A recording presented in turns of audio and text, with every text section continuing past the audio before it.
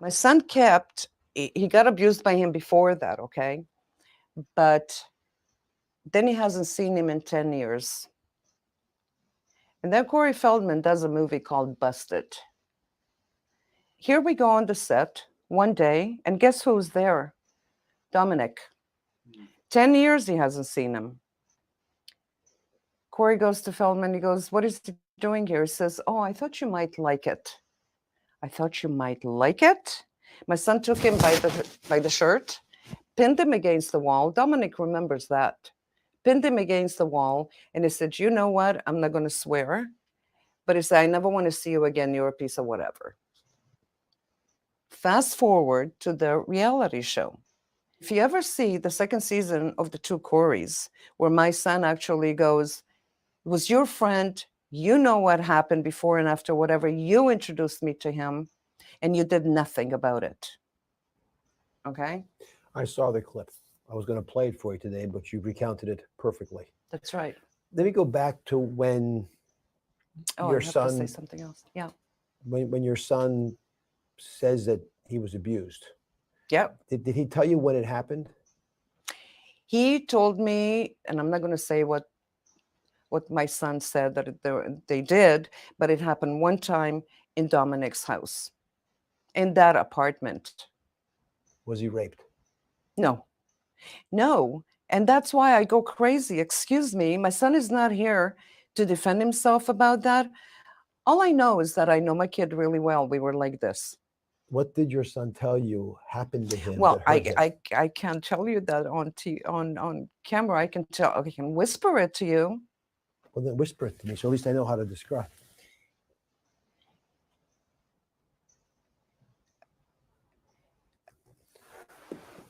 So they had a form of sex. A form of sex, not rape.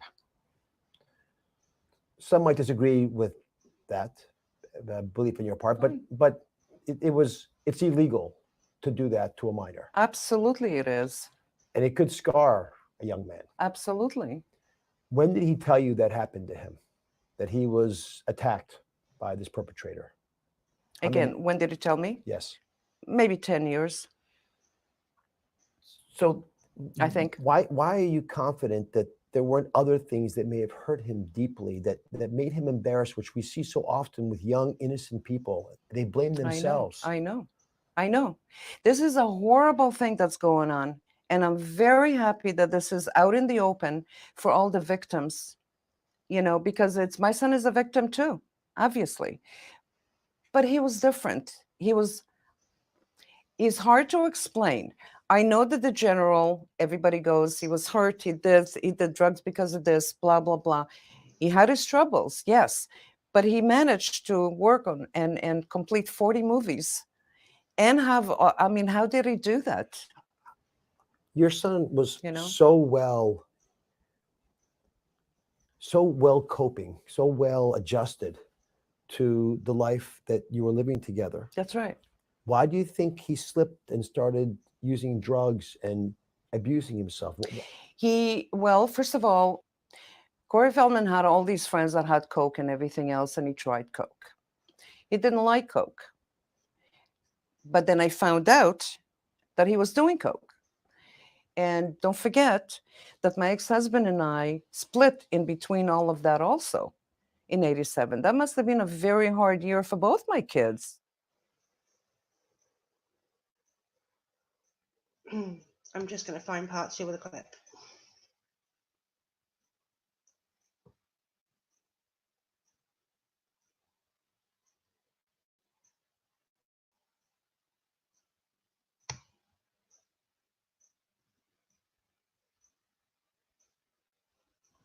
I'm a father. Yeah. Let me speak to you as a parent, and you'll probably identify as a parent. Mm-hmm. I'm always concerned that my kids will feel uncomfortable coming to me with embarrassing mistakes they've made. If they've done drugs, if someone's tried to abuse them or did abuse them. Right. Pedophiles would target someone like your family, right? Because they see a child who's under a lot of pressure, a lot of success, exposed to a lot of people, some good, some bad, parents that are having issues. Mm-hmm. It is the typical story. Typical story, exactly. Not typical for my kid. There's a clip, very provocative clip from the two Corys that I'd like to play with you, if that's okay. Sure. And you'll recognize this Mm. as a mom that was concerned. You just rip the envelope, man. I'll go you one better. You let me get around in my life, man. Raped, so to speak. When I was about 14 and a half, and I'm saying this right now, by the guy you still can hang out with, and tell me I'm 14 and a half, take responsibility. You know exactly what I'm talking about. What'd you do, man, when you saw that going down when I was 14 to me? What'd you do? You knew about it. Besides being his best friend. What'd you do? What'd you do? Tell us what you did, man. I believe Lines of cocaine with me. God bless you. You want to talk about the truth? Okay, well then let's talk about the truth. I was being molested at the same time by somebody else. What'd you do? What'd you do? Talk to you about it. You talked to me about Yeah, it? sure. You told me while I was sleeping, this happened, this happened. I'm like, Right. You weren't sleeping? Yeah, I was sleeping. I'd talk to you about it. Yeah. Sure. Were you sleeping? I was awake, Corey. I was Okay. very aware of what was going on with me. What's it like to see your son talking about this? Oh, it's you know what? He doesn't deserve any of this. I have to be honest with you. He was a really good man. He was a one-woman man. He was very loyal. He was a good son. But he was willing to talk about something so deeply Yeah. painful to him. And why had he kept that secret, that ugly, embarrassing secret that wasn't his fault, quiet for so long? He kept it so long because he didn't want to talk about it. He didn't want people to think he was gay, or say that it was his fault or whatever. He said it happened one time, and not only that, this is the truth. He said, "Mom, somebody hurt me. I don't need to hurt them back. I need to take this to my grave. That's it." He seems, just watching his interaction with Corey Feldman, that Corey Haim, your son, was deeply angry about being abused by someone who was brought into his life by Corey Feldman. Exactly. You hit it right on the nail. Exactly. I don't know who else Dominic did this. Now he is refusing. Obviously, what is he going to say? Oh yeah, it was me. So he came up. He's doubling down. He's doubling up on what Feldman said with Charlie. Feldman came up with Charlie, like I said, because he's embarrassed. He doesn't want anyone to know that it's Dominic. Okay. So he kept saying, Charlie, Charlie. Corey was 11. And I keep saying to everybody, people, Corey was in school at 11. He didn't even start working. If you could talk to Dominic right now, if he's watching you, which he might be, what would you tell him? Give me a sec. I'm just going to find the next clip. No, wrong one.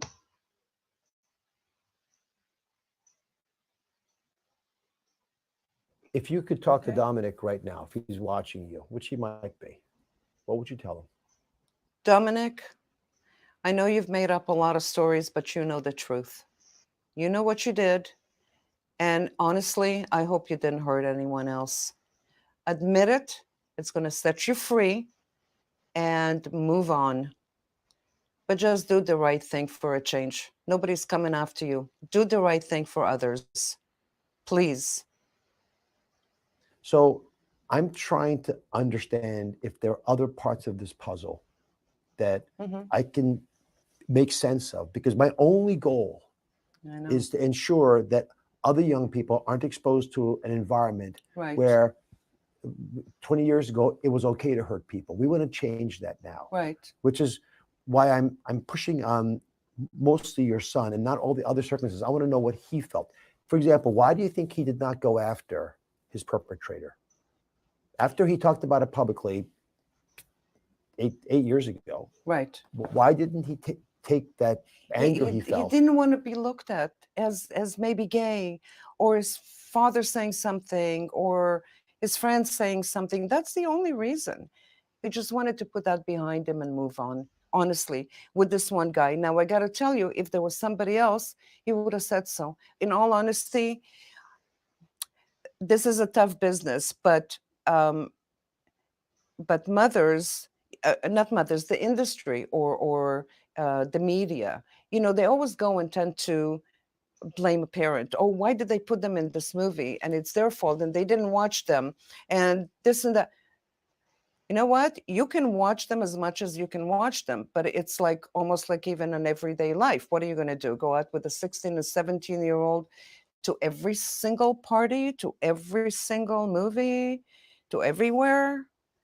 It's the same thing on the set. What if a producer wants to read lines, in the trailer or somewhere, or with a couple of actors, or what? You don't know. You know what? You have to just have a kid that has enough, uh, um, just knows enough not to go there. It's a really, I don't know. It's a really tough situation. What are you going to do? Look, my son went in with a whole bunch of boys to play pool and whatever. And one day, this is what happened to him. What was I going to do? Go over there and be with them 24/7? I don't know. I don't know what the answer is. And I hope that it's going to come to some sort of I hope somebody can figure something out. If you had to do it all over again, would you allow your beautiful son to go to Hollywood and act his dream? Give me a sec.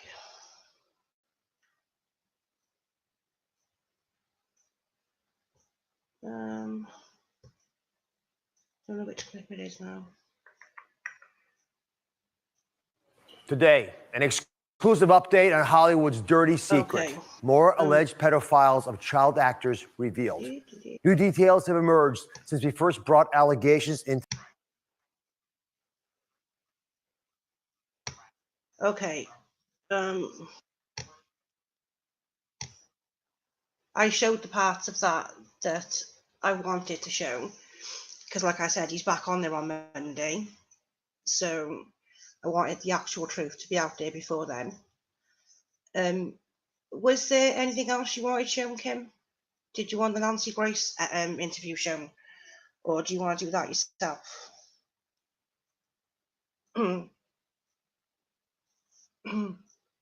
But yeah, I feel really bad that oh, you're welcome. I feel really bad that she has to explain herself to that degree. She shouldn't have to. And yeah, it's going to get worse over the next couple of weeks with this shit show being released, but it's not fair. Okay, 2 seconds, Kim. I'll find it now. If I go quiet, I'm not being rude. I'm just looking for something. Is it on your channel, Kim?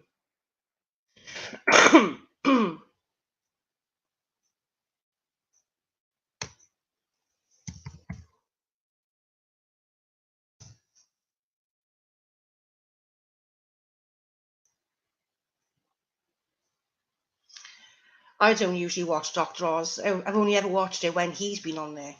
And that is the first time that I've ever seen that full interview with Judy. I couldn't find it until now, so I'm glad I've actually seen it.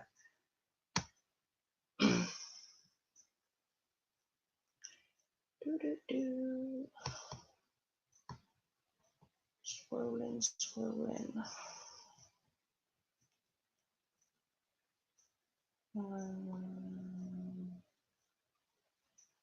Oh, I should have found this before I went live, really.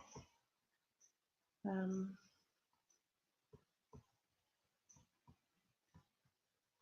it is.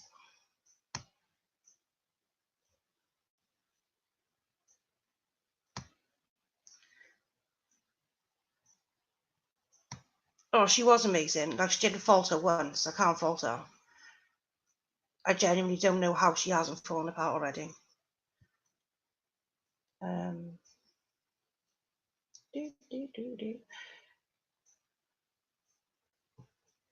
It'll be the same again. I won't chat through this one, but if you've got any questions, post them in the chat and I don't mind answering them. I can always pause it if you need me to.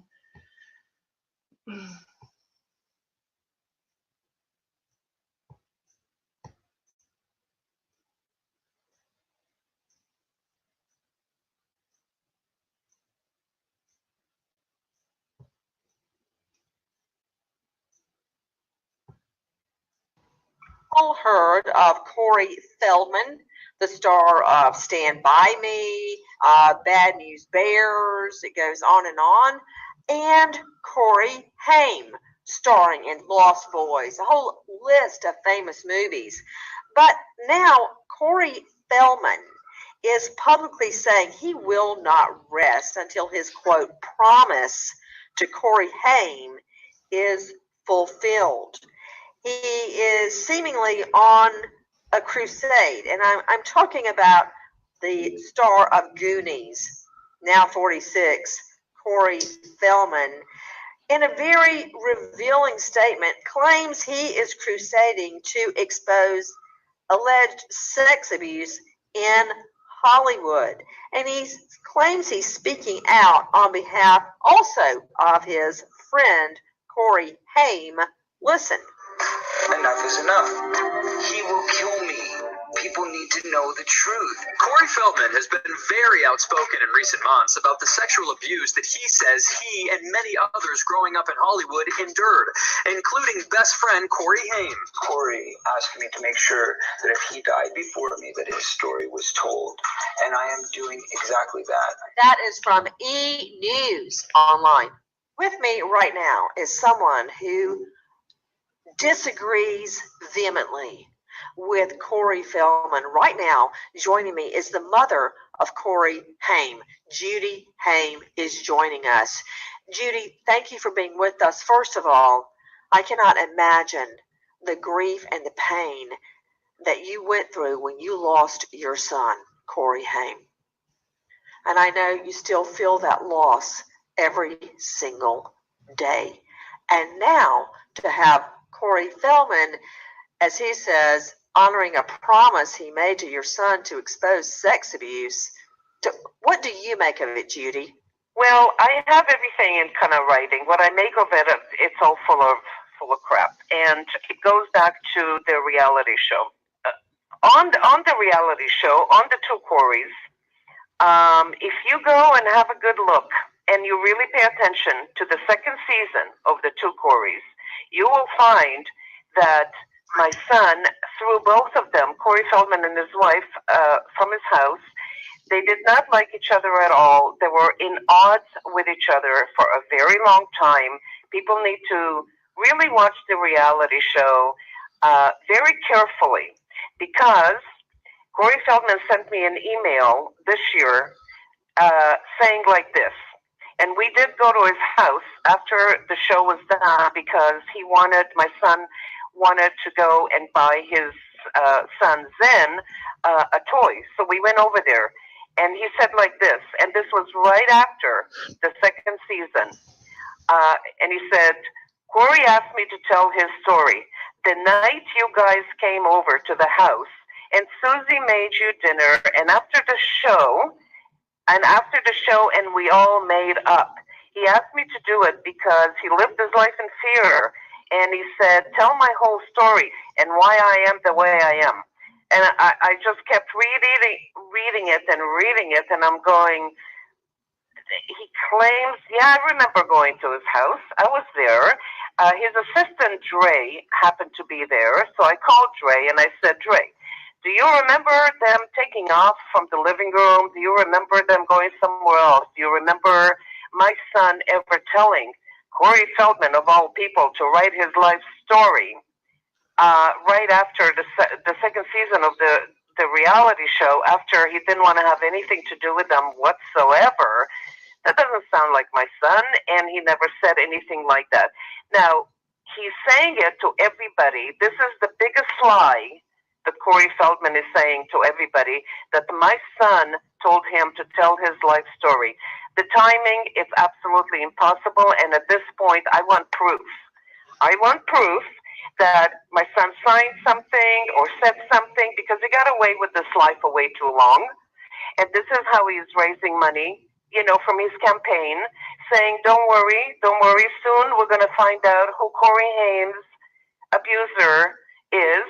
But people don't seem to remember that on the two Coreys, my son told me one day that he's had enough of them pointing fingers at him regarding drugs. And everybody knows My son said it to the world that he's on prescription drugs. But Corey Feldman was hiding it and pointing fingers, and my son had just about enough. So he told me that one day, this is it, on the show, on national TV, he's going to come out and he's actually going to tell Corey Feldman and surprise him with the fact that his friend, Dominic Brasha, was the one that he introduced my son to as soon as they met at 15 and a half, as soon as we moved to Los Angeles. Miss Haim, with me is the mother of Corey Haim, the star of many, not only movies, but TV successes. And we were talking about allegations made by Corey Feldman. Feldman claims that he is telling the story of Haim's sex abuse, molestation as a child, that he never got to tell. Lee Egan with me, investigative reporter with crimeonline.com. Lee, Feldman is going from one show to the next, making these claims of alleged sex molestation that occurred to Corey Haim when he was a child. What various programs has he been on? His allegations with Dr. Oz. We came up with this image, this man. I'm going to show you his picture. I want you just to confirm if it's the right person or not. Okay? Is that him? Mm-hmm. That's him, the man who abused you. Did you give his name to the LAPD? Yes. Can I share his name with America? I just don't want, I mean, again, I don't have legal representation yet. Then let me, as the host of the show, try to reciprocate some of your braveness by sharing the name myself. Okay. The man whose picture I just showed to Corey, his name is Alfie Hoffman. What does that name mean to you? Well, he was the guy who ran Alfie's Soda Pop Club. And I met him when I was 12 years old. He came to my house to pick me up in his car. And I had heard rumors that he threw the coolest parties in town, and he was very connected. And he was the son of Bobby Hoffman, who was the top casting director at the time for one of the major studios. That studio ran many of the hit shows that were on TV at the time, from Happy Days to Laverne and Shirley to Mork and Mindy. I mean, all the top shows, and many of the shows that I guest appeared on as a kid, because I went from one show to the next to the next. So when you got an invite to go to Bobby Hoffman's private party, this was a very big thing. And the fact that his son was coming to pick me up himself was also a very big thing. And my mom ushered me into the car and said, "Go have fun." And you know, the first few times I went, it was fairly innocent. I mean, that's where, you know, if you read my book and you talk about the story where I started dancing like Michael Jackson, I started doing the Billie Jean, and they were throwing me the hat and everybody was circling around me. And that's what started my whole music career, was going to those parties and getting that feedback from people that happened at those parties. And those parties were relatively kid friendly. But interestingly, that's where I met, you know, the guy that ended up molesting Haim. That's where, I mean, there was a bunch of these guys. They were all hanging out together at these parties. And the thing is, there weren't a lot of parents.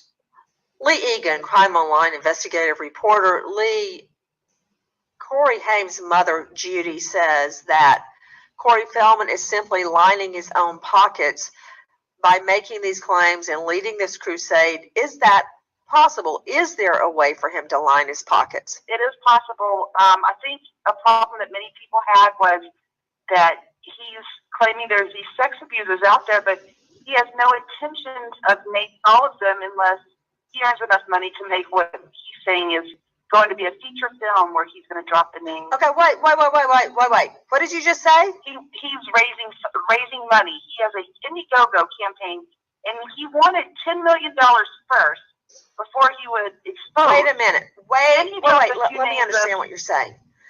Dr. Bethany Marshall joining me, LA psychoanalyst. Corey Feldman, the movie star, claims he's on a crusade to expose child molestation and sex abuse on his friend Corey Haim, who has passed away. His mother is with us today.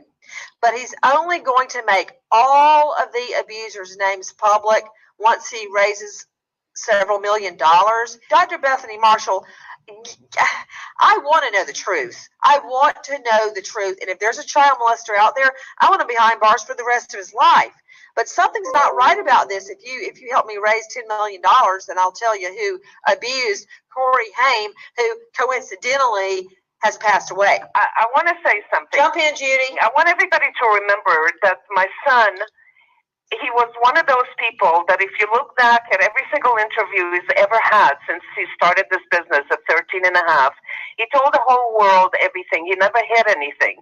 So he went on national TV on the reality show, and he actually exposed his own abuser, which was Corey Feldman's friend, Dominic Brasha. He exposed his own abuser without asking a penny. He didn't say, I want $10 million to make a movie to expose my abuser. So even after he did that, even I went on Dr. Oz and exposed the same guy. Dominic Brasha is one person that I know that my son ever talked about.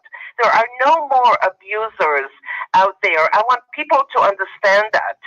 There was one guy, my son really surprised them and shocked them on the reality show, saying, you introduced me to your friend who abused me, and you were friends with him before, and you continued being his friend afterwards, knowing what he did to me.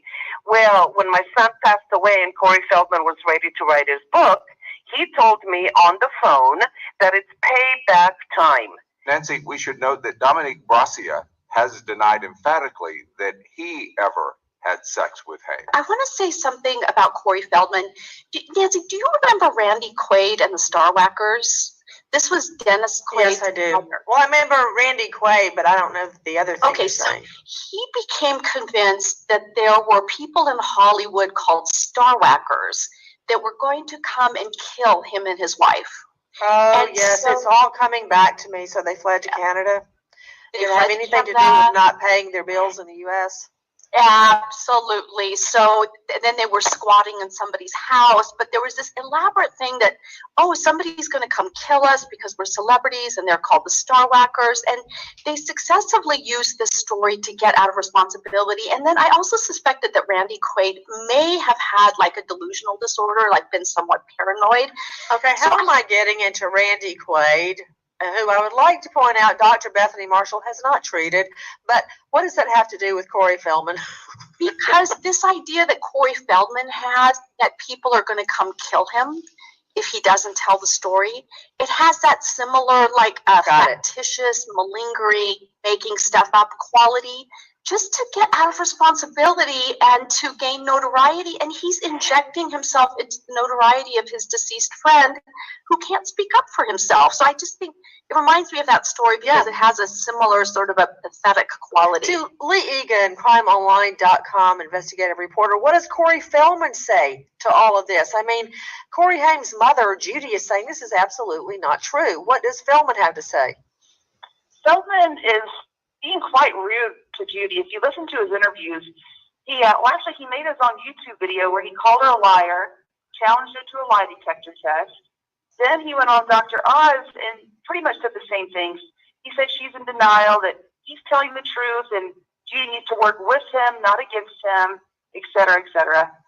Well, the thing that bothers me is that that Feldman is not naming the child molesters unless he raises X amount of money through donations. That concerns me.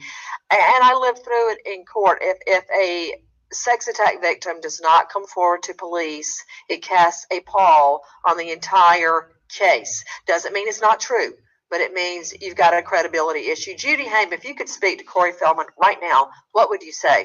Oh, and I said it before. I said, first of all, do not speak about my kid. And I never put you in charge of my family's spokesman. That's number one.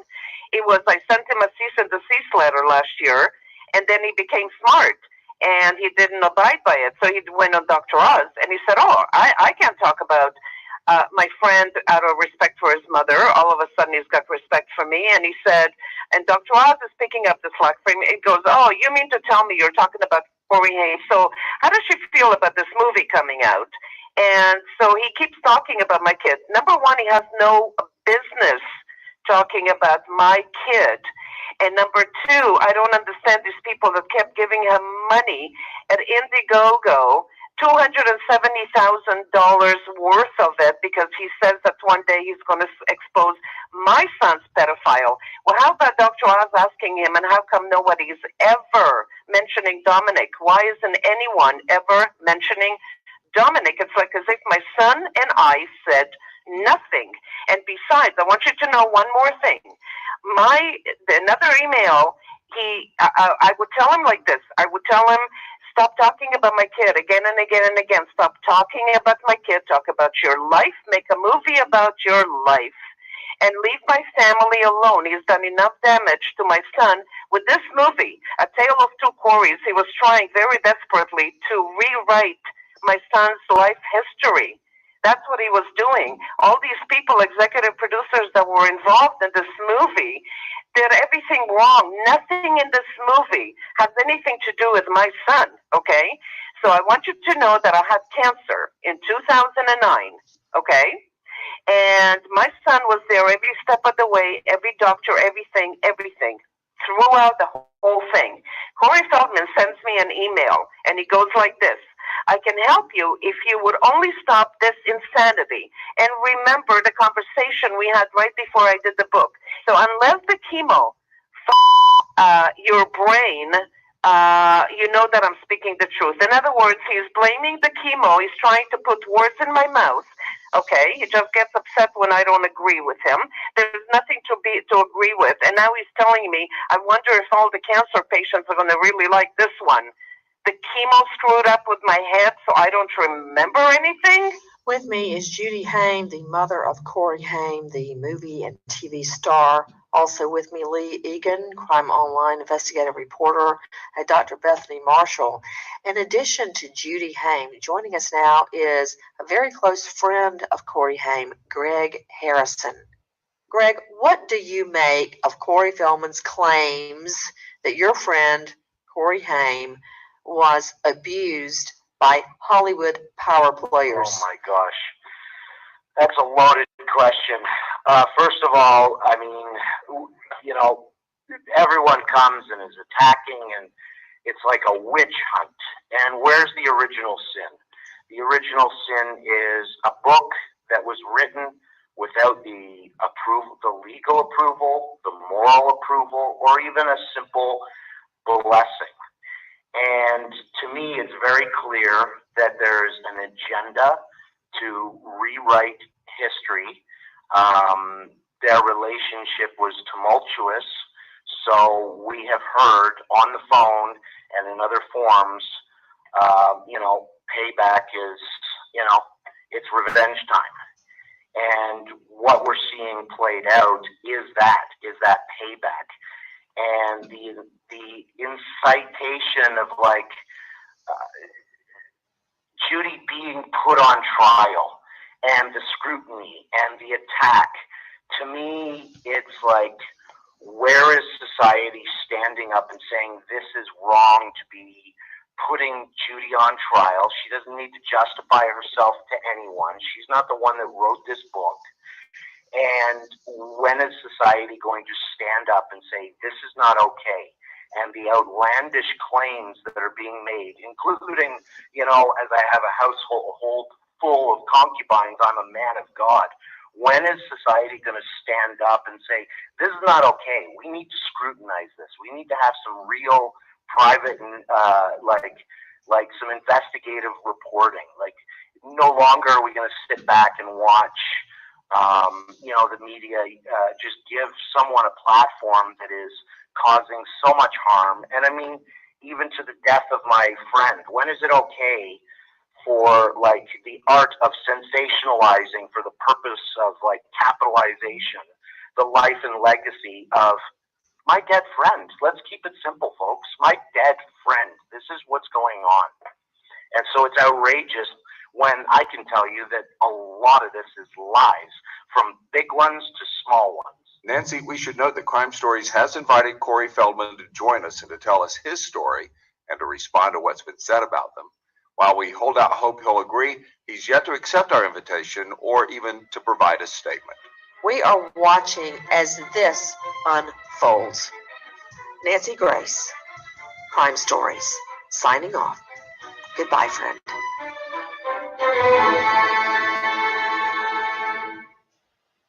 Okay, so that's the end of that one.